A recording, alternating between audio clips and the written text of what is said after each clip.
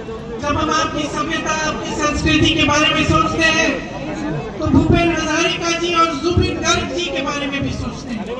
ऐसे महान कलाकार जो हर दिल की धड़कन रहे आपकी। और जब जुबिन गर्ग जी की मृत्यु हुई तो असम के बाहर के लोग, हम जैसे लोगों ने देखा कि किस तरह से आप उनसे जुड़े हुए थे। और हमारे मन में ये सवाल उठा कि ये व्यक्ति कौन थे, क्या किया था उन्होंने कि असम की एक एक माँ, एक एक बेटी, एक एक भाई, एक एक बेटा उनके लिए रो रहा है।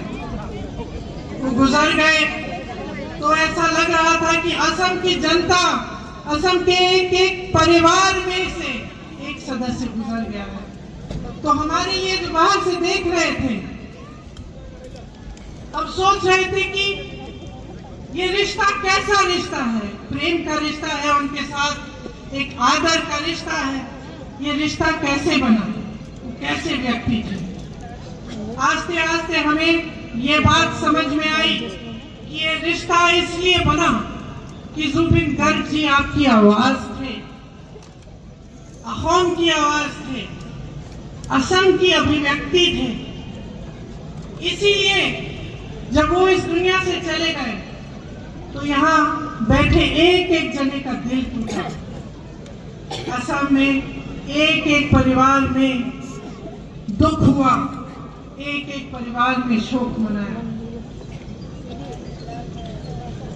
तो एक राजनीतिक तौर से हम अगर देखें तो हमें सबसे पहली समझ ये होनी चाहिए, हम सब नेता हैं, हमें सबसे पहले ये समझ होनी चाहिए कि ये जो आपकी संस्कृति है, ये जो आपकी अभिव्यक्ति है, ये जो आपकी आवाज है, इसको जगह चाहिए, इसे और शक्ति देना चाहिए, इसे और मजबूत बनाना चाहिए।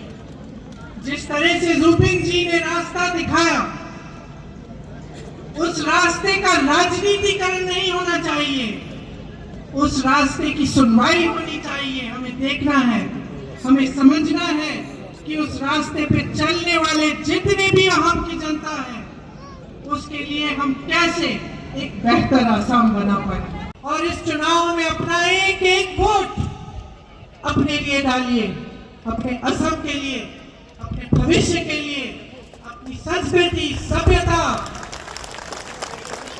अपनी शक्ति के लिए।